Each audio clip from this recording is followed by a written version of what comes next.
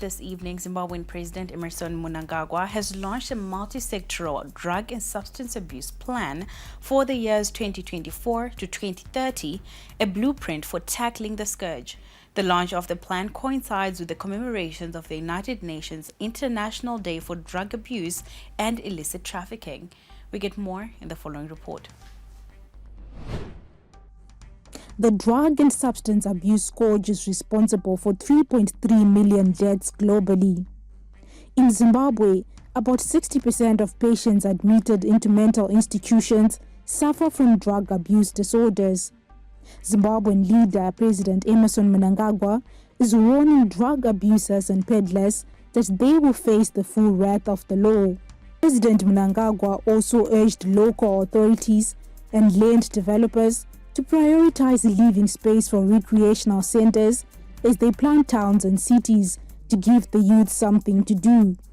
Further, local authorities and real estate developers should ensure adherence to bylaws, regulations, and land use plans regarding the provision of community recreation centers.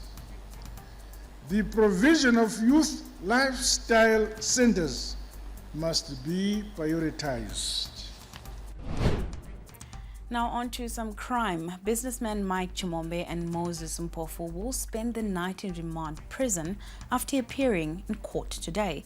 We get more in the following report. The two businessmen appeared in court today facing fraud involving over $7.3 million. They will spend the night in remand prison following their initial appearance for accusations emanating from the presidential gold scheme. The state applied for the matter to be postponed to tomorrow to ascertain if the two were coming from home before the issue of bail could be determined. It is alleged that during the year 2021, government introduced the presidential goat person scheme to alleviate poverty among the less privileged households. A total of 500,000 special goat breeds for households and their village heads was the target. The government went on and mandated the Ministry of Lands, Agriculture, Water, Fisheries and Rural Development to implement this program. A tender was issued and Black Deck Livestock and Poultry was the company that got the tender.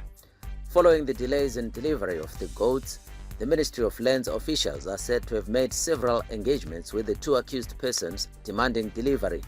Investigations made point to the fact that the company has not been tax compliant, among other irregularities. You are still watching News Plus right here on ZTN Prime. And I'll give you an update of the SADC Summit that is set to take place in August, where President Mnangagwa says preparations of the summit that is to be hosted by Zimbabwe in August are well in course. He was speaking at the ZANU-PF's 377th ordinary session of the Politburo meeting held in Harare today. The preparations, he said, will not be easy and called on the people to be patient. The president also took the opportunity to encourage the business sector to actively participate in the SADC Industrialization Week, a preamble to the summit. Preparations for the SADC Summit have gathered momentum, while the road construction and other infrastructure development projects have seen more congestion on our roads. This is the small price we must pay for the development being rolled out. I call upon all Zimbabweans to be patient and considerate of each other on the roads during this period. As a result of our preparation for hosting the SADC Summit. And in that regard, some roads have become highly congested. So we appeal to our citizens to be patient as motorists. In light of the SADC Summit,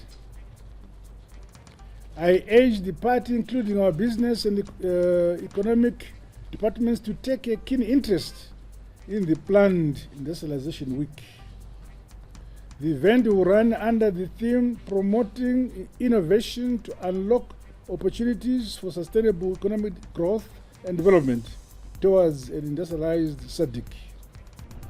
Konapo Konapo, Ipapo Ipapo pa ZTN Prime, DSTV channel 294, the place to be.